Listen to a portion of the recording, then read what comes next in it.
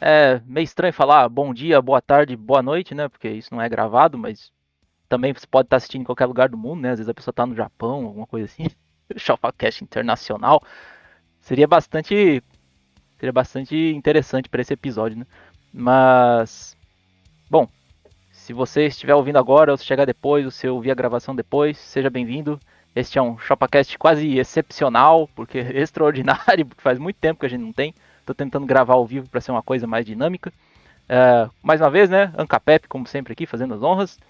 E hoje estou acompanhado aqui do meu colega Gustavo. Gustavo, boa noite, boa tarde, onde quer que você esteja aí. Boa noite.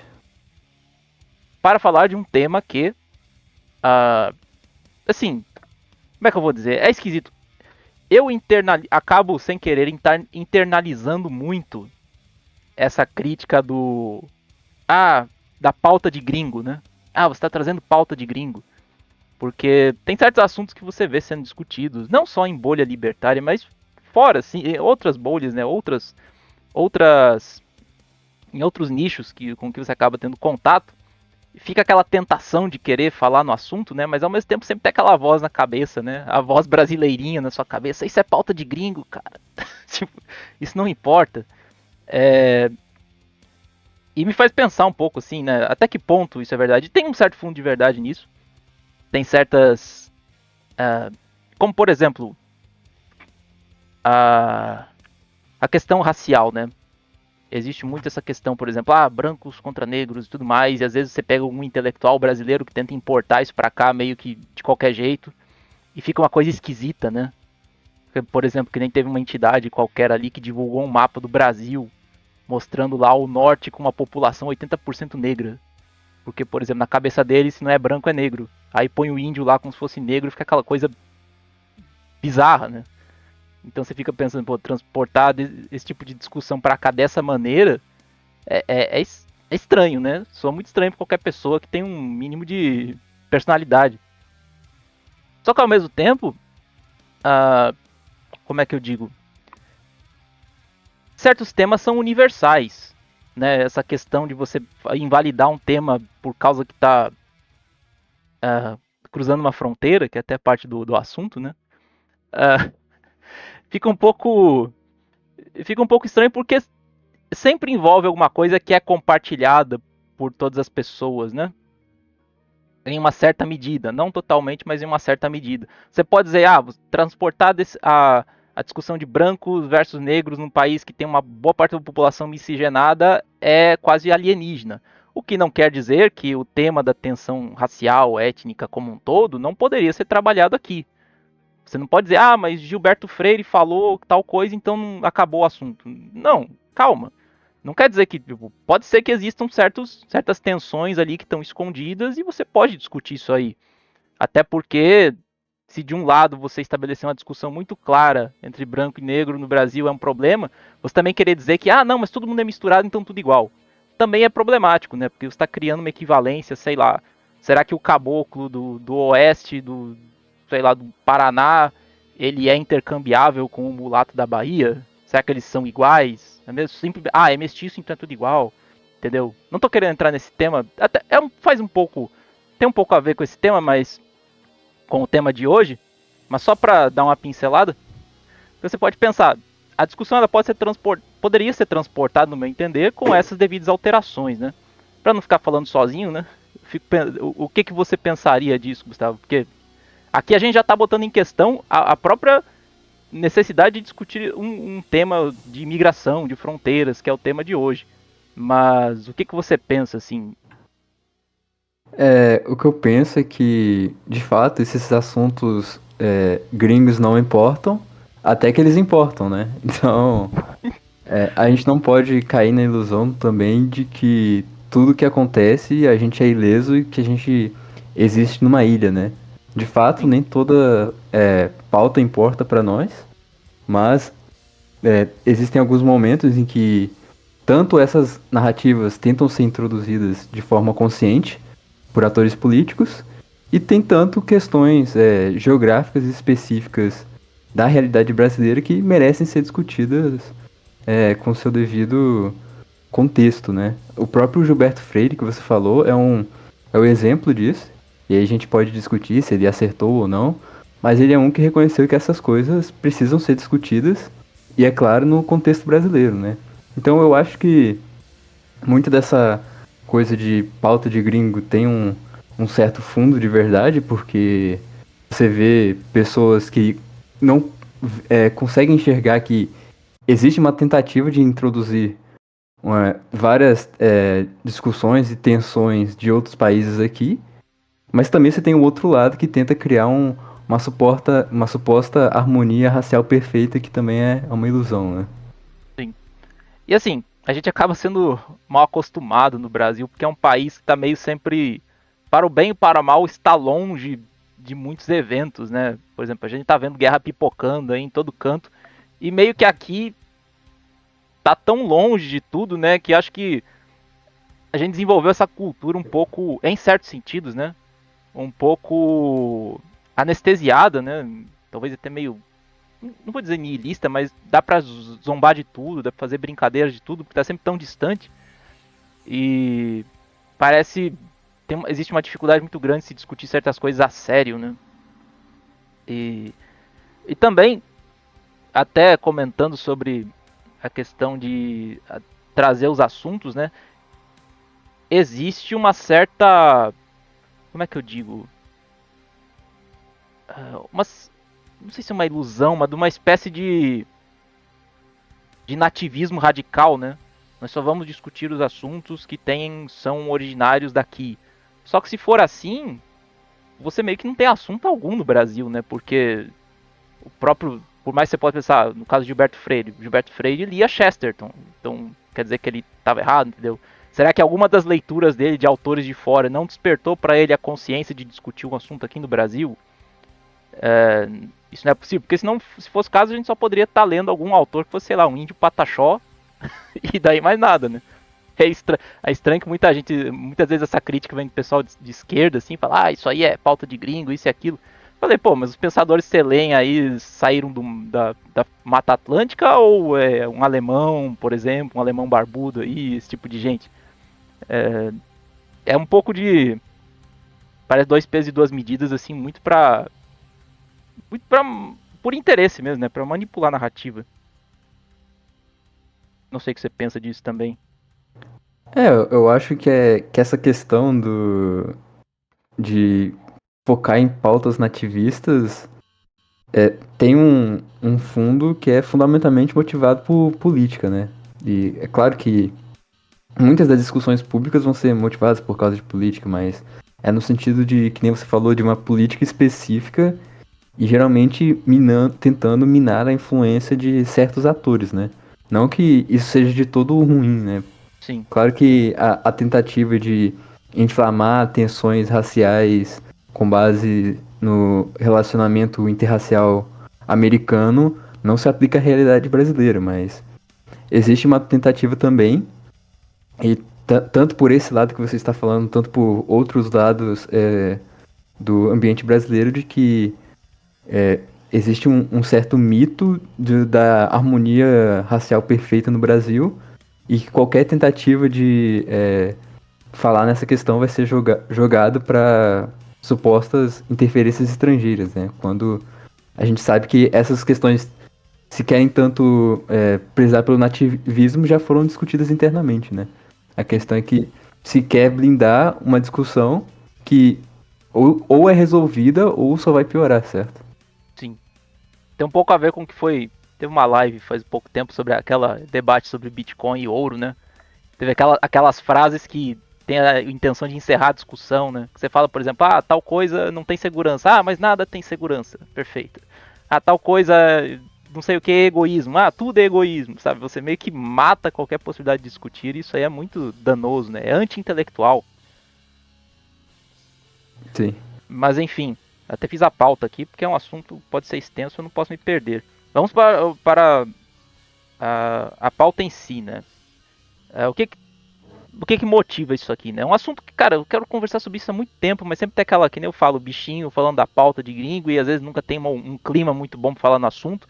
Mas há pouco tempo atrás, até agora, o que nós temos? O pau quebrando na fronteira México-Estados Unidos ou nos estados adjacentes, né? existe uma grande comunidade mexicana ali em certos estados do sudoeste dos Estados Unidos.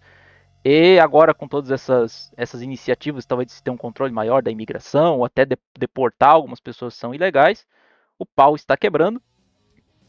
E, obviamente, nossos colegas libertarians, meus colegas, não sei se são colegas de alguém, mas enfim, estão dando suas opiniões, né? Porque lá esse é um assunto mais discutido, porque, vamos falar a verdade, né? Muito mais gente quer ir para os Estados Unidos do que quer vir para o Brasil. Então aqui a gente não acaba não se preocupando tanto com isso. Mas o que existe, né? Existe a posição de muita gente ali que talvez se considere mais purista, né? No sentido, por exemplo, não, fronteiras nacionais não existem. Existem as fronteiras da propriedade privada e você não tem nada que se meter nisso aí, né? As fronteiras abertas são a posição mais alinhada, né? São a posição libertária padrão. Eu não tô aqui nem discutindo sobre... Assim, cara, é um podcast supostamente voltado para o público libertário, né? Mas eu quero tornar a discussão um pouco mais ampla. Até por isso chamei o Gustavo, que ele não está exatamente nesse nicho, né? Mas enfim, seria a posição mais coerente, libertária, então você tem que deixar as pessoas entrarem e parar com esse trampismo e essa coisa toda. E por outro lado, seria a posição dos chamados bordertarians, né? Que vão ter talvez uma ênfase maior num etapismo, vamos dizer assim. Claro que esse não é o único argumento, mas o que mais parece existir é, por exemplo, não, a gente precisaria conseguir acabar com o estado de bem-estar social antes de liberar as fronteiras, né? Porque se não for o caso, você basicamente vai ter entrada de mais gente que vão sobrecarregar ainda mais. Vão criar uma pressão para que o Estado tire ainda mais recursos de você, porque essas pessoas vão, sei lá, entrar para Social Security, alguma coisa assim, não necessariamente todos eles vão conseguir um emprego, e vão criar uma carga sobre o sistema e usufruir de recursos das pessoas que já estão lá, que são nativos, digamos assim, quer elas queiram ou não, e isso também é um tipo de expropriação. E aí fica essa discussão de um lado para o outro, né? Primeiro, assim, tô tentando levantar o estado da questão, né? Em que pé estão as coisas. E a gente tem alguns nomes famosos, né? Por exemplo, na questão dos bordertarians, o Dave Smith talvez seja um cara que fale bastante sobre o assunto. As pessoas mais ligadas talvez ao Mises Institute, né? Do Alabama. E do outro lado teria talvez a galera mais libertarian, né? Eu penso bastante no Liquid Zulu, né? Que é um cara que às vezes, em alguns assuntos, talvez ele seja bom, mas às vezes força a barra, né? Eu já fui falando, bordertarians são marxistas, tipo, como se o cerne da teoria marxista fosse fronteiras nacionais, né? O que tem a ver? É simplesmente uma questão assim, vou falar isso para provocar os caras. Mas, por outro lado, vai se dizer um intelectual rigoroso, tudo mais. Mas, enfim, sobre o estado da questão em si, em que ponto está essa discussão por lá? Tem alguma coisa que você lembra também? Poderia comentar? Só pra gente ter no contexto. Assim, eu não tô muito inserido nessas discussões. O que eu posso adicionar é um pouco dos contextos mais históricos e atuais do que estão acontecendo. Uma coisa que eu queria adicionar do que você falou, de que esse assunto, é claro que está em vigor nos Estados Unidos, tanto porque o Trump ele colocou essa questão como ponto central do seu governo, né? Algo que está bem na primeira página, assim, digamos, da sua cartilha política. E isso aqui no Brasil não é discutido. É uma questão importante, porque não é que não exista, simplesmente não é discutida. Se você pensar, por exemplo, na questão venezuelana, você pode... Não sei como é que é na sua cidade, né? Como você mora no interior, acho que isso é um pouco diferente, mas... eu na minha cidade, pelo menos, eu vejo muito mais venezuelanos, bolivianos e paraguaios do que eu via nos últimos anos, sabe? Então não é que a questão fronteiriça não existe no Brasil. Talvez ela não é tão discutida porque você não tem esse contraste tão grande entre o, entre aspas, subdesenvolvido com o desenvolvido, como é no caso México e Estados Unidos, ou Oriente Médio e Europa. Mas você tem claramente uma população estrangeira que se aproveita de determinados arranjos políticos para conseguir aí entrar várias discussões, se é se filtrar, se é se aproveitar ou se é realmente tentar uma nova vida. E no Brasil também, além dessa questão da migração internacional, principalmente dos países do norte ali, né, da região amazônica, Peru, Bolívia, Venezuela, mas também temos a questão da migração interna, né?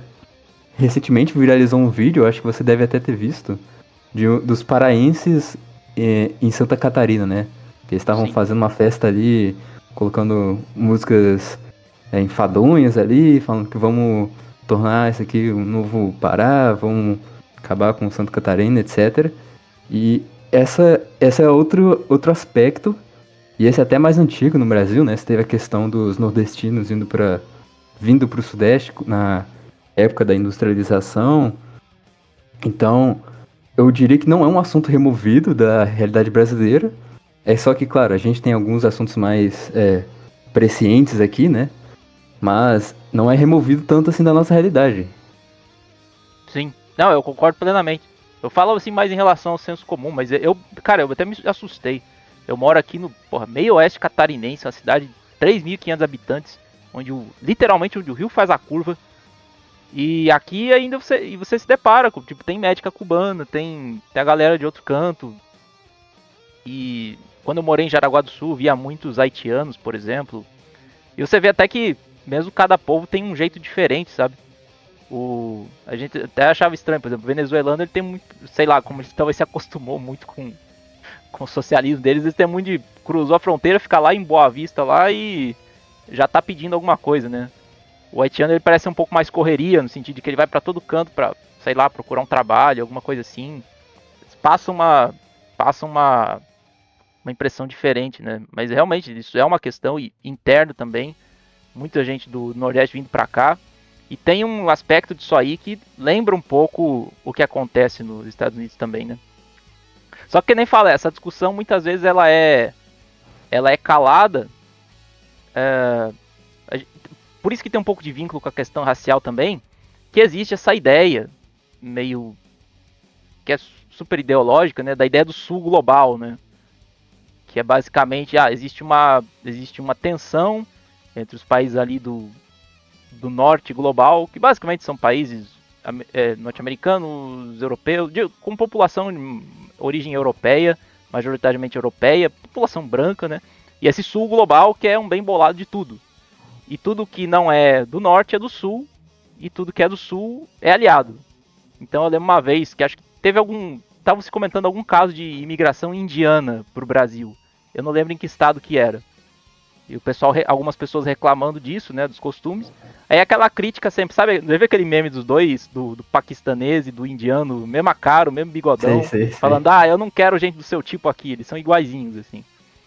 E aí o pessoal colocando isso aí, eu penso, cara, qual que é o nível de ideológico da pessoa pra pensar que um brasileiro, seja de qual região for, é intercambiável com um indiano? Que eles são o mesmo tipo de pessoa. Sabe?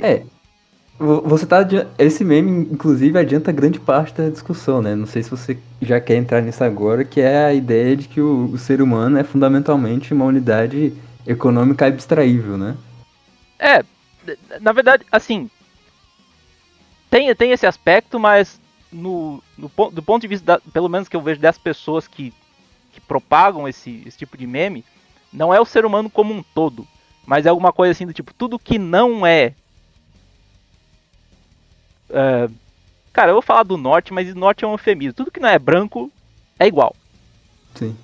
Por exemplo, você é um brasileiro que você é metade, sei lá, 25% hispânico, 25% português, 25% índio guarani, e, sei lá, meio libanês, alguma coisa assim. Você e um indiano é a mesma coisa.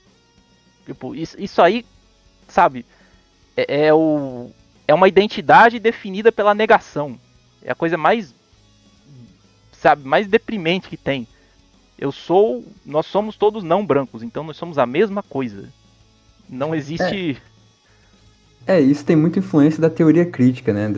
Da questão das potências hegemônicas e dos povos que buscam a libertação e etc. Sim, A ideologia da libertação nesse caso. E nisso, realmente, entra essa questão de que você está falando de que todos os povos que lutam contra a liberação das hegemonias globais, e aí nominalmente os homens brancos, os Estados Unidos e a OTAN e todo esse sistema branco, europeu, etc. Todas as outras raças e grupos e nações são dessa causa de libertação. E entra nesse bonde tudo que você possa imaginar que seja contra a current thing, né?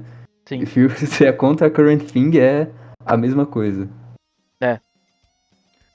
Então, onde é que eu tava mesmo? Mas a questão é... Ai. Você tá falando dos Bordertarians e... Isso. Você comentou, realmente, essa questão ela existe no Brasil, ela existe em qualquer lugar, ela é uma questão universal. Mas como o pessoal se atém muito ao exemplo específico, né? Você pensar, você está falando em fronteiras, então você se acha um ariano puro e você está preocupado com a invasão de mexicanos. Não, cara, imigração é um problema em qualquer lugar. A gente a gente comenta mais aquele caso porque é o caso mais exacerbado, é o caso que tem mais material produzido e tudo mais. E é mais antiga, né?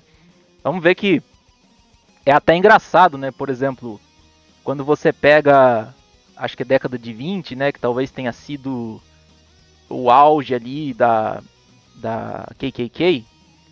O pessoal pensa que era muito... Eles se focavam muito em... Eles eram muito focados na questão negra, né? Mas na verdade, a neura deles era com imigração até mesmo europeia. Porque eles usavam aquela noção ali de, por exemplo, quem que é realmente ali... que seria integrável uma cultura WASP, né? É aquela noção bem restrita do Benjamin Franklin, né? Que seria basicamente ali Inglaterra e Países Baixos e um pedacinho da Alemanha. E teve o Immigration Act que restringiu imigração, sei lá, italiana, espanhola, polonesa, entendeu? Já existe essa discussão desde aquela época, né? Então é uma coisa que já tem uma carga muito maior. Mas, enfim, temos essa situação, né? Essa discussão, assim... Que, assim, é uma discussão entre pessoas que não decidem nada, né? É a grande sina. A grande... Como é que eu falo? A eterna situação dos libertários, ainda nos Estados Unidos, em qualquer lugar, né? Que quando tem uma discussão interna, é uma discussão entre pessoas que não apitam nada. Então, por mais que se decida alguma coisa, a decisão não vai ter impacto nenhum, porque é sempre um grupo minoritário. Mas, do ponto de vista da discussão, é interessante, né? E aí, eu acho que boa parte dessa discordância, talvez eu esteja dando muito crédito, né? Mas existe... Quem acompanhou um pouco a bolha aqui entre 2017 e 2019, existia muito aquela ênfase em, por exemplo, não, você tem que ter uma epistemologia kantiana, por exemplo. Não estou botando a culpa em Kant aqui, mas só porque esse tema existia, isso falava muito na questão do apriorismo, né? Você tem que partir ali de primeiros princípios e deduzir as coisas e tudo mais. Estou simplificando, né? Só que eu sempre tive a impressão de que isso estava sendo feito de uma maneira desmedida, porque conhecimento a priori, por exemplo, sim, seria o mais robusto, né? Quando você tem uma certeza política das coisas e tudo mais. Só que ele não é viável para imensa maior parte das coisas, né? Ele é viável para matemática, mas sei lá, você vai tomar um remédio, você está com uma doença, você vai tomar um remédio. Você vai dizer o quê? Não, mas esse remédio aí, ele alega-se que ele ajudaria na sua doença porque foram feitos vários testes, né? É um conhecimento indutivo, então não faz sentido você tomar esse remédio. Tem cabimento isso? Não tem, né? Existem graus de credibilidade para um conhecimento, né? Você vai tentando se aproximar do apodítico, mas para muitas coisas não é possível. E eu acho que essa mentalidade de apriorismo tornou as pessoas extremamente avessas, as pessoas extremamente dessa bolha, desse nicho, extremamente avessas a, se poderia chamar de consequencialismo, né? Eu lembro que existia uma demonização, não, tudo assim, isso é utilitarismo, isso é utilitarismo. Se a gente for por esse caminho, tipo, você vai matar mendigos na rua porque é mais eficiente economicamente, sabe? Tem aquela coisa, tem um fundo de verdade, só que para muitas coisas você precisa se importar com as consequências. As consequências se importam até para a aplicação dos princípios, né? É aquela coisa, por exemplo, você encontrou um invasor dentro do seu helicóptero de ataque ali, né? Que você, como um bom ropeano, pilota. E você pensa, essa pessoa está dentro da minha propriedade, eu tenho direito de remover ela da minha propriedade. Só que tem um detalhe, nós estamos a 1.500 metros de altura. Então, por exemplo, existe uma consequência para a minha ação, a princípio legítima, de empurrar essa pessoa do meu helicóptero, que não é proporcional, tipo, que vai assim, muito provavelmente, né, causar, né, tipo, puni-la, causar um dano nessa pessoa que não é proporcional ao dano que ela causou a mim. Então, o que você vai dizer para isso? Mas você não pode dizer com certeza apodítica que se a pessoa cair de 1.500 metros de altura, ela vai morrer. Não, né? Isso é um cinismo. Existem consequências que você tem que levar em conta na aplicação de certos princípios. Então, por exemplo, quando você pensa na questão de fronteiras, existe muita pressa em se apontar o dedo, assim, falar de uma certa falta uma certa corrupção de princípios nos border terriers, quando eles vão falar em consequências. Olha, boa parte dessas pessoas que estão entrando aqui, que estão entrando nesse país, elas não só não aderem a, como é que eu digo, a certos princípios de direito de propriedade e tudo mais, como muitas vezes elas são agressivamente contra eles. Então, até que ponto isso deveria ser levado em conta, sabe? Quando você pensa, por exemplo, uma pessoa está correndo na sua direção com uma faca. Acho que qualquer libertário com 2 neurônios vai dizer, pô, você pode reagir antes da pessoa enfiar a faca em você, né? Porque ela tá ali, tipo, dando uma boa indicação de que ela vai agredir você. Você tem com certeza a política de que ela vai realmente enfiar a faca em você? Pode ser que 1 nanosegundo antes de ela encostar, ela vai dizer, não, brincadeirinha. Entendeu? Não, você pode reagir antes disso, tá justificado. E aí tiver a pergunta, até que ponto, qual que é o limiar razoável para você tomar medidas preventivas? Se, sei lá, tem um comunista dizendo para você que o sonho dele é botar você num paredão e te fuzilar. Você vai ficar tranquilo com isso e dialogar com ele até o dia que ele te botar no paredão e fuzilar? Ou você vai fazer alguma coisa a respeito disso, entendeu? Eu fico... Como é que eu digo? Não tô dizendo que libertarianismo vai resolver tudo. Mas existem muitas questões que poderiam ser trabalhadas com mais nuance dentro de um framework libertário se as pessoas estivessem dispostas a pensar um pouco, né? Eu acho que tem muita sabedoria na questão do hop da remoção física, certo? Sim. Eu não lembro exatamente como é a formulação dele, ou se foi interpretado exatamente dessa forma, mas quando você está interagindo com alguém, ou tem a possibilidade de interagir com alguém que de diversas formas e diversas maneiras se mostra disposta a violar os seus direitos fundamentais de alguma forma, você tem direito a agir preventivamente contra ela, inclusive em ação coletiva, para retirá-la de sociedade. Pelo menos retirá-la do seu espaço de convívio mútuo. E, por algum motivo, pensar que isso não pode ser aplicado em um espaço geográfico ou em um espaço, em um antro social maior, me parece uma falha de aplicação do princípio em uma escala limitada para uma escala maior, porque mesmo se a gente for para a escala a priorítica, né, o que vale para um indivíduo vale para um conjunto de indivíduos, né? Se você for pensar, por exemplo, num Bastiat, ele vai falar que a lei é a aplicação coletiva do direito individual de livre defesa. Então, o que seria uma organização coletiva em prol da remoção de certas figuras que são contrárias à ordem estabelecidas ali, senão o próprio direito, se a própria exerção desse direito, sabe? Sim. Cara, quando eu olho para a obra do Hoppe e do Rothbard também, tem pessoal que cria esse mito, né, não, o Rothbard tardio, como se, por exemplo, no início da vida dele ele fosse um libertário de verdade, depois, ao um tempo, ele se corrompeu, porque se aliou aos Paleocons e aquela coisa toda, e isso pariu o Mises Institute, aquela coisa toda que os left-libs não gostam, né.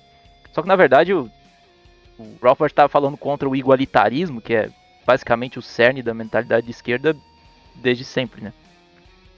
Mas enfim, quando você olha para a obra deles, pelo menos pode ser uma leitura minha, pode ser um wishful thinking meu, mas eu percebo uma valorização muito grande do processo civilizatório, né? Nem que seja o mais básico, do Robinson Crusoe na ilha lá, que ele consegue, sei lá, pescar 3 peixes por dia para se manter, mas ele faz um sacrifício para comer só 2, ter uma reserva e durante alguns dias construir uma vara de pescar ou uma rede, e assim ele vai progredindo, uma coisa assim. Enfim, se preza muito pelo processo civilizacional, e tem como é que eu digo, muita gente que supostamente está de acordo com isso e não sente uma aversão saudável a elementos que desprezam a civilização, né? Que nem, por exemplo, a questão da remoção física, eu não digo nem só que a questão de alguém que demonstra que violaria os seus direitos, é alguém que, por exemplo, tem um comportamento anticivilizatório, anticivilizacional, sei lá, o que é degeneração, né? Muita gente abusa esse termo aí de qualquer jeito, mas degeneração é basicamente um tipo de comportamento que ele não se manteria sem algum tipo de apoio externo, vamos dizer assim, né? Muita gente usa isso no campo, talvez, de moral sexual, uma coisa assim, mas vamos pegar uma coisa mais simples, preguiça. Você não tem como ter uma conversa, preguiça, vagabundagem, no sentido de a prática, a postura de consumir mais do que você produz, né? Tá sempre encostado em alguém para conseguir para compensar pela sua falta de produtividade. Você não pode ter uma sociedade de gente só preguiçosa. E se você tem uma determinada sociedade onde tem pessoas preguiçosas, essas pessoas, tipo, elas não podem ser tratadas de maneira, como é que eu digo, com uma certa apatia, né? Tanto faz. Aquilo é um comportamento anticivilizacional. Até que ponto, assim, porque o pessoal gosta de uma certeza política, né? Mas eu acho que existe margem para você discutir a partir de que ponto você pode começar a tomar medidas contra aquele elemento cujo comportamento, se generalizado, tipo, vai fazer com que a sociedade decaia, que a civilização decaia. Com certeza, eu acho que isso tem muito forte no Democracia, o Deus que Falhou, que ele fala constantemente, o Hoppe, né? Da questão da High Trust Society, né? Sim. E dos elementos, e claro que ele vai citar vários durante o livro, né? Que contribuem para a diminuição desse social trust e gradativamente vão levar ao caminho da abolição da propriedade privada. Mas o que eu acho que é o grande cerne dessa questão, e eu acho que o porquê de existir a possibilidade de discordância entre libertários que mantêm e compartilham os mesmos autores e concordam com tudo que a gente falou até agora, é a questão de se um vínculo, por exemplo, de sangue, raça ou nação é suficiente ou um ator relevante para garantir uma high trust society, ou se ele importa de alguma forma para a construção desses círculos de vínculos, sabe? Porque já antecipando o qual seria uma crítica possível a esse sistema de fronteiras e grupos sociais bem definidos, é que você pode ter alguém dentro do seu grupo, entre aspas, homogêneo ali, que age de forma anticivilizacional e bárbara, mas você tem alguém de fora que age de forma conforme, né? Aí você entra naquela grande discussão em questão das imigrações, da assimilação e dos cidadãos por ideologia e por se encaixar com uma certa cultura. É aquela questão do se um indiano pode virar um britânico, se um mexicano pode virar um americano só porque ele gosta da Constituição, gosta de propriedade privada, ou de, sei lá, McDonald's. Sim, sim. Não, isso entra muito numa outra questão desse podcast, que é a questão de identidade, né? O que compõe uma identidade? Que existe essa crítica, né? Você pode, por exemplo, o ser humano, ele tem essa tendência, aparentemente, a encontrar padrões e diferenças, né? Então, todas as... Por exemplo, existe uma pretensão, por exemplo, se nós tivéssemos uma sociedade, no sentido assim, purista, assim, nós tentássemos eliminar os elementos estranhos e tivéssemos uma sociedade mais pura. Sei lá, de uma determinada etnia, um determinado povo qualquer. Com o tempo, a tendência é dentro desse conjunto você começar a encontrar diferenças e ter rixas também, né? Você vê, por exemplo, a África. Muita gente olha pra África e pensa, são todos negros. Cara, a quantidade de conflito étnico que tem na África, de gente que se odeia, pra gente não parece. Mas eles se olham e pensam, esse cara é tribo tal, sou tribo tal, os caras se odeiam. É muito grande, cara. E tanto que é até irônico, né? Que o pessoal estabelece essa decisão entre o mundo colonizador e o mundo colonizado, como se internamente eles fossem, assim, amigos, mas ao mesmo tempo criticam o mundo colonizador, por exemplo, mas na África eles traçaram as fronteiras dos países colocando grupos rivais dentro do mesmo país. Tá, mas se eles são todos a mesma coisa, qual que é o problema disso, né? Na verdade, ao mesmo tempo você está reconhecendo que dentro desse sul global existem diferenças irreconciliáveis. E o mesmo acontece no outro sentido, né? Quando o pessoal advoga, não, essa questão de buscar a pureza não adianta, a gente deveria, na verdade, fazer uma miscigenação extrema. E aí, tipo, achar que, por exemplo, se misturar tudo, aí todo mundo vai ficar de bem um com o outro. E é o mesmo problema, na verdade, você criou uma nova homogeneidade dentro da qual vão surgir divisões do mesmo jeito. Você pode dizer, todo mundo no Brasil é mestiço, mas todo mundo no Brasil se ama? Muito difícil, né? Então, essas pretensões de você conseguir... É um componente, porque... Cara, acho que não tem muito como negar a influência, vamos dizer assim, genética, biológica no comportamento das pessoas. Mas, ao mesmo tempo, não é essa bala de prata, né? Sim, eu acho que, como toda questão, a gente tem que encontrar aquela golden mean, né, ou média dourada, não sei, média perfeita, que, de fato, o ser humano não é uma unidade substituível em questão genética da sua história, do seu contexto e de tudo mais. Cada povo tem sua própria história, tem seus próprios ritos, tem a sua cultura, né, de um modo geral. Mas também, nem todos dentro da mesma cultura, eles se entendem ou se entenderão para sempre, né? Pode ter rixas culturais, você pode ter brigas dentro de um mesmo povo, mas isso também não quer dizer que a gente pode apagar todas as distinções ou que essas distinções não importam, não são importantes e que não precisam ser protegidas e constantemente renovadas, né? No sentido de que a gente não pode ignorar essas diferenças entre grupos, não podemos pensar que as relações entre grupos sempre serão as mesmas.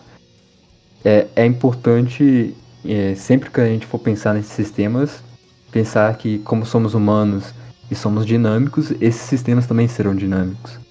Então, existe essa tensão entre uma parte do ser humano que é mais tribalista, que é mais focado no seu eu e no seu grupo mais próximo, e tem aquela questão mais cosmopolita, que é a associação entre pessoas que você compartilha um certo ideal, um certo modo de viver, de certa forma. Perfeito. A nuance importa, né? E muita gente não gosta porque torna a conversa complicada, mas ela importa muito. Uma sociedade, tipo, é importante. Muitas vezes uma sociedade ela se mantém forte por uma. Como é que eu posso dizer?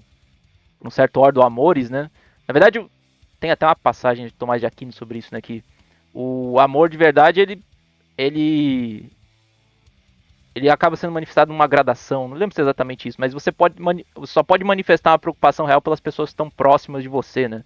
Porque se você quiser amar o cara que tá lá em Timbuktu da mesma maneira que você ama seu vizinho, a única maneira que você equaliza isso é com uma espécie de simpatia muito mais branda, que não é suficiente para manter uma sociedade uh, em pé, né? Uma sociedade assim, como é que eu digo, forte. Só que ao mesmo tempo, se você se fechar para si mesmo, como existem grupos, né, que pensam, não, só esse grupo aqui importa, você acaba criando uma sociedade muito autorreferente, né? E uma sociedade autorreferente, uma cultura autorreferente, ela fica esclerosada. Ela fica fraca há muito tempo, né? A força de muitos povos veio de você, não questão de integração, mas de você olhar para fora e tentar também pegar alguma coisa que seja boa, né? Você pega o caso, por exemplo, ali da Revolução Meiji no Japão. Eles não pensaram, não, nós somos fracos, vamos encher nosso país aqui de europeus, porque nós vamos perder. Eles falam, não, ó, a gente quer manter isso aqui em pé, só que não pode do jeito que tá. Então pega o cara, manda estudar lá fora, ele volta e a gente faz a mesma coisa que eles estão fazendo. E tenta copiar o que funciona para que nós não sejamos destruídos, né? Parece paradoxal, mas não é, por exemplo. Pela sua motivação de manter a sua identidade específica, você tenta incorporar elementos de outras identidades, né, de outras culturas, e tenta de atingir um nível maior, né? Sim, a grande questão, e eu acho que isso que falha em grande parte nessas discussões, é entender que culturas são algo dinâmico, sabe? Você Sim. tem usando o nosso contexto especificamente, você tem o português, que ele nasceu em grande parte era um povo que já vivia na Península Ibérica e interagiu com os romanos, interagiu com os visigodos, e aí muita nobreza francesa foi lutar na época das cruzadas na Reconquista e se integrou com os povos da península. Você teve os suevos, que era um povo germânico, e aí você soma isso com Portugal se espalhando pelos mares e chegando em locais e se instalando em locais que a cultura branca nunca prevaleceu, como nos trópicos aqui no Brasil. E aí você, com a ação do tempo, muito importante, você cria praticamente uma nova cultura. E aí você tem aquela questão civilizacional, se Brasil e Portugal são a mesma coisa ou são coisas distintas, talvez um meio termo, sabe? E não é que exista uma diferença irreconciliável, mas também não existe uma distância infinita.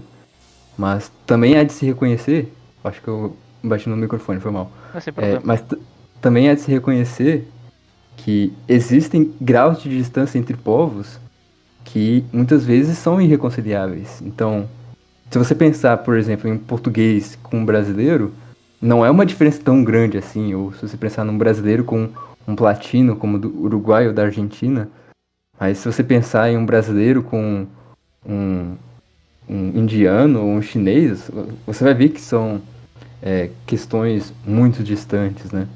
E o Brasil é até um caso curioso, né? Os países da América, né, são um caso mais curioso porque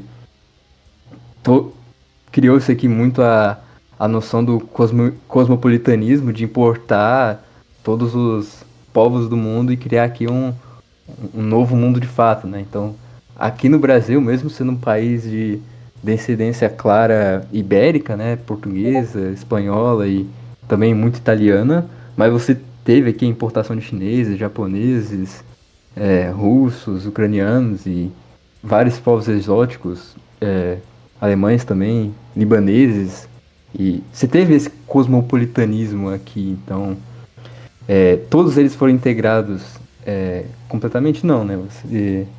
Você entende que existem diferenças visíveis. Talvez o convívio ao longo dos anos ele meio que apagou um pouco dessas linhas, mas você ainda consegue distinguir traços culturais importantes entre esses povos. Eu esqueci de falar também, tem a questão da escravidão no Brasil, né? Tipo, foi a maior imigração, mas a gente não pensa no sentido de imigração estrita, né? Sim. O caso do Brasil, assim, o pessoal gosta de, como é que eu digo? Muitas vezes para não assumir sua própria culpa, entre aspas, né, o seu próprio BO, você começa a apontar para os outros, né? Você vai falar, Estados Unidos é racista. Ah, não sei, a Argentina se livrou da sua população negra de maneiras escusas. Fulano faz isso. Cara, se você pega tráfico atlântico de escravos, o Brasil assim moga todo o resto da América de longe.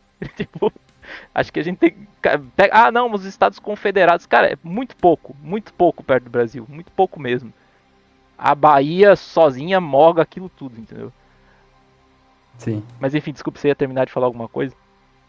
O que eu ia terminar de falar é que existe um certo dinamismo cultural e existe uma certa distinção étnica, cultural, social.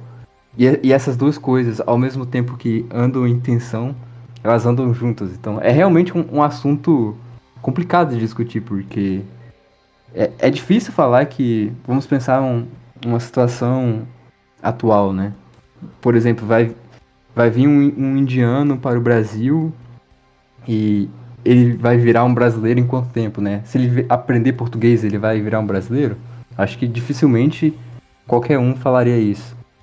E quantas gerações terão que passar para ele virar um brasileiro de fato? Será que ele teria que casar com alguém brasileiro e ter filhos de descendência é, ibérica, etc? É. Essa é a grande questão, né? Eu acho difícil dizer que se uma colônia que se mantém étnica, pura, mesmo que tenha migrado para um país, ela nunca vai se tornar de fato parte daquele povo, né? Eles vão ser uma nação ali vivendo de favor, né? E eu sei muito disso porque parte da minha família, eles são desse tipo de colônia que veio para o Brasil, que se manteve por muito tempo ali no seu reclusos ali nas montanhas, sem querer falar com ninguém e tal, e mantinha uma identidade ali puramente étnica e religiosa e com a sua língua própria e não queria se integrar, né? E por muito tempo você poderia falar que aquilo ali era uma nação distinta vivendo dentro de um outro país como forma de cortesia, né? O Brasil, clementemente, ou como forma de dando uma graça, né? Dando um presente para esse povo para poder se refugiar de uma perseguição, de algo que eles estavam fugindo na Europa para viver aqui. Claro, pagando impostos, servindo ao exército como necessário. Mas com o tempo, né, algum das pessoas desse povo se descontentaram e casaram-se, né, com pessoas do solo, entre aspas. E com o tempo, com a miscigenação, elas foram se integrando mais. E, e com o tempo elas foram perdendo essa identidade. Alguns retêm mais, alguns menos. E essa linha vai sendo traçada tanto em termos étnicos e geográficos, sabe? E, e é isso que eu quero falar na questão do dinamismo da cultura. Sim. E quando você comenta, por exemplo, vamos fazer a hipótese lá do indiano vem pro Brasil, né? Acho que as pessoas pensam muito em termos de, por exemplo, manter a identidade ou, no caso, se abrasileirar. Sendo que, na verdade, o que muitas vezes pode acontecer é uma etnogênese, né? A criação de uma terceira coisa. Sim, Que nem, por exemplo, tem muita gente, assim, comunidade italiana, né? Eu tenho ascendência ali. Talvez muitas vezes exista essa coisa de querer emular, né? O, Não, tipo, eu sou italiano e tal, vive até meio meme, né? Meu avô é italiano, que é coisa de gente ressentida, mas enfim, sempre tem um pouquinho de verdade, né? Talvez a pessoa dá muita ênfase nisso, e eu fico pensando assim, não, na verdade, mesmo que a pessoa, assim, geneticamente seja 100% italiana, a, a identidade dela é uma identidade, não vou nem dizer ítalo-brasileira, mas vamos dizer, ítalo-paulista é de um jeito, o ítalo até mesmo dentro de Santa Catarina, né? Você fala, por exemplo, tem o italiano do sul, o descendente italiano do sul do estado, que é uma coisa, e tem o italiano, descendente italiano do oeste, meio oeste do estado, que é um cara que passou pelo Rio Grande do Sul, e é meio que o gaúcho da serra, né, que é outra coisa. E é uma identidade nova, você não precisa dizer, tipo, é brasileiro, tá, o que você quer dizer com brasileiro? Tá dentro do território do Brasil, ou o quê? Ele pode não ser brasileiro e não ser italiano, ele pode ser um ítalo catarinense, um ítalo sul-rio-grandense, um ítalo paranaense, um ítalo paulista, que é uma mistura das coisas. Por exemplo, pouco tempo atrás eu vi sobre tem uma receita que se faz bastante aqui, que é uma torta de bolacha, né? Que eu fui descobrir há pouco tempo atrás, que era uma tentativa dos colonos aqui, que não tinham dinheiro, não tinham muitos recursos, de fazer um quitute italiano, só que eles não tinham os ingredientes de lá. Então eles pegavam as coisas que eram fáceis daqui, o brigadeiro e bolacha Maria, entendeu? E criaram uma coisa nova. É o cara que aprende a fazer pinhão de um certo jeito. O italiano nunca viu uma araucária na vida. E o daqui viu, e ele fez uma coisa com pinhão. Aprendeu a, sei lá, cozinhar alguma coisa na folha de bananeira. É uma mistura das coisas que cria uma cultura nova, né? Cria uma coisa assim, da qual você pode se orgulhar como uma coisa distinta do Brasil, mas ao mesmo tempo que não é simplesmente um repeteco da Itália. Se você for para lá, você não vai se sentir em casa. A sua casa é aqui, né? Você não precisa fingir que você gosta do carnaval de Pernambuco, mas você também não precisa fingir que você é o Dante Alighieri, né? Sim, eu acho que você falou bem essa questão. Eu acho que eu tentei falar e ficou meio confuso, mas você falou bem o que eu quis dizer com esse dinamismo cultural, né? Porque você vê que diferentes povos, você pode ter o mesmo povo. Vamos pegar, por exemplo, o português. E em diferentes localidades geográficas e em diferentes pontos da história, eles vão se tornar coisas diferentes. Até mesmo se você pegar o português metropolitano, né, de Lisboa ou do Porto, o que ele é hoje é diferente do que ele era 500 anos atrás, né? Não que tenha se perdido toda a identidade, todo o histórico, todo o passado, toda a linhagem, o sangue, etc. Mas ele se tornou uma coisa diferente. E quando quando esse português vai para outros cantos do mundo, talvez ele se integre mais na cultura local, talvez ele se miscigene mais, talvez ele adquira novos hábitos e altere sua linguagem, etc. E que nem você falou, se cria algo novo. Sim. Uma particularidade muito grande do Brasil é essa criação do pardo, né? Que é algo que não existe muito, por exemplo, na América do Norte, né? Que é essa grande discussão que a gente estava tendo no começo do vídeo. Que lá realmente é muito mais segregado e as coisas funcionam muito mais dessa forma 880, né? Ou você é branco ou você é negro nesse caso. No Brasil você tem uma mistura muito mais grande e com isso você tem uma sociedade muito mais dinâmica, né? Uma cultura muito mais dinâmica. Isso dá uma margem muito grande para as pessoas acharem que podem simplesmente ignorar essas diferenças. Mas, muito pelo contrário, essas diferenças têm que ser harmonizadas e entendidas como uma coisa distinta, que nem você falou. Exatamente. Isso me faz puxar um outro tema, que, por exemplo, essa questão da criação de uma nova cultura, desse dinamismo, né? Por influências e até pela passagem do tempo. Eu entendo que ela acontece muito quando você tem ali o encontro de duas culturas, vamos dizer assim, que tem força, né? Que tem uma certa força moral. Como, por exemplo, sei lá, você pega, por exemplo, a própria Península Ibérica ali. Os espanhóis, os portugueses, nem era espanhol, né? Pessoal de Castela, de Aragão e tudo mais. E os mouros, nenhum deles ali tinha vergonha de ser o que eles eram, né? Então é uma coisa meio que se misturava na marra, né? Aí, talvez essa questão seja muito mais discutida hoje em dia, porque a gente está tendo uma colisão, por exemplo, você pega a Europa, né, que seria o caso que o pessoal mais comenta, de um mundo que está muito confiante de si mesmo, com outro que meio que pede desculpas por existir, né? Você pega, por exemplo, o caso da Europa, como é que eu digo? Você tem essa sensação de que existe muito essa corrente, por exemplo, nós somos maus, né? Nós temos que nos redimir pelo que nós fizemos. Então existe muita dificuldade, existe um certo pushback, né? Uma certa reação quando uma cultura tenta assim, chega ali e tenta fazer valer o seu, né? Se as duas fossem fortes o suficiente, talvez ali você tivesse a criação de alguma coisa nova com uma proporção maior da cultura, vamos dizer assim, moralmente superior. Ou moralmente mais. Com mais ímpeto, né? Com mais ímpeto moral. E aí você pode pensar, por exemplo, mas isso é problema deles, né? Aqui no Brasil não é assim porque nós não somos woke, ou coisa do tipo. Só que daí você fica pensando, o Brasil tem tanta essa questão, se apegou tanto a essa questão de que misturou gente de todo mundo aqui, que também, de certo modo, falar em identidade, defender a identidade virou um tabu. Então, até uma coisa que eu tava comentando com o Emerald, do post do Kramercast, vamos escutar o Kramercast também, é que parece que pra muita gente o Brasil é meio que o lugar onde culturas vêm pra morrer, né? Qualquer pessoa de qualquer país vem pra cá, que nem teve o caso lá, o filho de não sei quem nasceu aqui. É brasileiro, não pode mais reivindicar a sua identidade de outro lugar, entendeu? Aqui é um lugar onde a cultura vem pra morrer, você vem pra se abrasileirar, seja o que isso for, só que o se abrasileirar, na verdade, você é não ser nada. É um verniz ali de futebol e carnaval e mais nada, entendeu? Não existe um ímpeto assim, de, por exemplo, qual que é a nossa identidade? Quais são as identidades que existem aqui? Eu deveria defender alguma coisa aqui de alguma influência externa?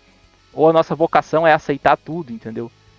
E acaba até parecendo uma cultura até mais fraca do que aquela que fica se chicoteando, assim, falando, não, desculpa pelo que eu fiz. E acaba causando uma preocupação, né? Se porventura, existisse um grande fluxo migratório para o Brasil, as comunidades daqui, elas conseguiriam fazer frente a isso ou iam ser basicamente tomadas de assalto por qualquer coisa que viesse, sabe? Eu acho que o que afeta muito esse choque entre culturas é esse aspecto da criatividade. Você tem muitas culturas que passam por fases muito criativas e muito dinâmicas, que com o tempo vão acabar sobressaindo e replacing, né? Substituindo a cultura que veio antes. Se você pega, por exemplo, a cultura germânica ali na época do Império Romano, você tinha muitas tribos germânicas, era um ambiente altamente dinâmico de tribos tentando se provar e tentando ser as maiores e as melhores. E você tinha um império decadente, né? De um povo que tinha exaurido toda a sua capacidade bélica, moral, religiosa e cultural e que estava em declínio, né? E isso faz um paralelo bem forte com o que acontece no. Vamos lá, na Europa hoje. Você tem grupos que estão passando por um alto dinamismo, né? Você tem um, um norte da África ali e um Oriente Médio que tiveram um boom populacional, que estão tendo mudança de regime constante, você tem um sentimento de guerra santa e mútua e compartilhada ali, e que a Europa não tem mais, né? Que perdeu essa identidade por N fatores que não cabem discutir aqui, né? Mas se você olhar para o Brasil, eu acho que isso que você falou é muito importante. Porque, de fato, eu imagino que se por algum motivo existe uma imigração em massa ao Brasil, essa cultura facilmente conseguiria se acertar, porque muito do que a gente tem aqui não é trazido para o campo do consciente, né? Muito da nossa cultura atual, ela funciona como se fosse um fantasma, né? Como se fosse ecos de algo que já existiu, sei lá, para os nossos avós ou bisavós, mas que para a gente não tem esse sentimento de realidade, como tem, que nem você falou, o carnaval e o futebol, o que eu acho engraçado, porque até isso eu acho que já tá saindo de forma meio fantasmagórica ali, e o Brasil tá caminhando para se tornar um país do mundo, né? Você tem esse conceito de cidades do mundo, que são lugares que você não consegue distinguir qual povo ou qual cultura mora ou construiu ali, como por exemplo Singapura ou Hong Kong, que são quase cidades internacionais, sabe? Cidades de habitação internacional e funcionam, né, dessa prática mesmo, né? Você pensar, Singapura, por exemplo, tem mais chinês ali do que, de fato, os malaias, né, que controlam a península. Sim. E o Brasil tá meio caminhando nesse sentido, né? E tá perdendo tudo que tinha de identidade, até as partes mais supérfluas se perdem. Muito do que você falou de que a gente não pode impor uma cultura, até porque as tentativas passadas de impor uma cultura, entre aspas, se você pensar aí no caso do Vargas, por exemplo, foi uma tentativa destrutiva, sabe? Sim. Em vez de tentar construir culturas, você tentou destruir culturas para é, prevalecer uma que a gente pode discutir se existiu ou sequer já existiu, né? Uma identidade brasileira nacional compartilhada. Exatamente. Uma supressão de talvez alguma coisa mais orgânica em nome ali de uma unidade, uma identidade nacional que sabe-se lá o que é, né? Eu concordo, assim, que no subconsciente, principalmente as gerações atuais, assim, no Brasil, elas são, como é que eu posso dizer, subconscientemente nihilistas, né? É uma coisa meio triste até se você pensar, né? O quanto que não tem nada. É uma fraqueza, assim, só que ela tá escondida, né? Porque não tem uma situação que tá revelando isso, né? Mas se você para pensar, existe sei lá, existe um cinismo, assim, um niilismo na mentalidade nacional que é muito preocupante para mim. Sim, eu concordo. Eu acho que o brasileiro ele não tem muitas coisas para viver hoje em dia, até porque muito do nosso passado ele foi demonizado e, é claro, muito do nosso aspecto ruim é trazido em tona constantemente, né? Claro que ninguém vai falar aqui e falar como o glorioso passado do Brasil escravagista, né? Sim, Mas não quer dizer que não tenham coisas que a gente poderia se orgulhar ou feitos e histórias compartilhadas que a gente poderia celebrar, mas o que acontece de fato é esse rompimento completo com seu passado, com sua etnia, com seu contexto e, e é treinado assim, né? Para você ser um cidadão do mundo, você ser um brasileiro universal, você ser alguém que consome e come as mesmas coisas e sua identidade acaba aí, certo? sim. Não tem história, não tem contexto geográfico, étnico ou qualquer outro. Até coisas assim, heróicas, né? Que elas não podem ser discutidas porque sempre tem aquele elemento difícil, né? As bandeiras, tá? Mas massacraram os índios. Tá, a gente pode reconhecer isso, mas ao mesmo tempo, pô, o culhão dessa galera pra ir até os confins do mundo pra encontrar alguma coisa, pra explorar, né? Uma coisa assim que eu não sei como é que tá hoje em dia, mas pelo menos ainda existe um resquício disso, que eu tenho uma certa admiração, assim, é o pessoal do Rio Grande do Sul, né? Porque, não por causa da farroupilha, porque a farroupilha é a coisa mais fetichizada, assim, mas o próprio espírito aventureiro dos caras, né? Porque eu até brinco, assim, eu já morei em vários lugares do Brasil, em todo lugar que você vai tem um gaúcho, né? E o cara tá sempre com vontade de voltar pro estado dele, cria um CTG, faz alguma coisa assim. E não só isso, assim, se você considerar o oeste do Brasil, mesmo o oeste de Santa Catarina, Paraná, Mato Grosso do Sul, Mato Grosso do Sul, Mato Grosso, Rondônia, isso aí foi isso aí foi povoado e desenvolvido por uma espécie de colonização gaúcha dentro do Brasil, né? Você vê o quanto que os caras têm pelo menos durante mais tempo, talvez não tanto hoje em dia, mas tem um ímpeto civilizacional muito maior e não tem vergonha disso, né? Seria bom se isso existisse com força em todos os estados, né? Mas eu gostaria de comentar aqui, para a gente avançar um pouco.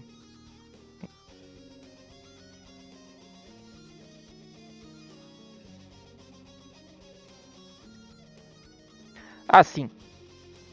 Voltando talvez um pouco para a questão das fronteiras, né? Do que importa para uma determinada civilização ou até esse espécie de consequencialismo, né? Você poderia dizer também que existe, como é que eu vou dizer? Existe um certo consequencialismo do pessoal das fronteiras abertas, que eu acho que tem um ponto de verdade também, que é aquela questão, você pega lá o Dave Smith nos Estados Unidos, né, que fala, não, nós temos que proteger as suas fronteiras, eu não me importo se essas fronteiras forem militarizadas, pega todo o efetivo norte-americano em todo o resto do mundo, já que ele é um anti-guerra, né, e põe na fronteira para evitar essa situação aí.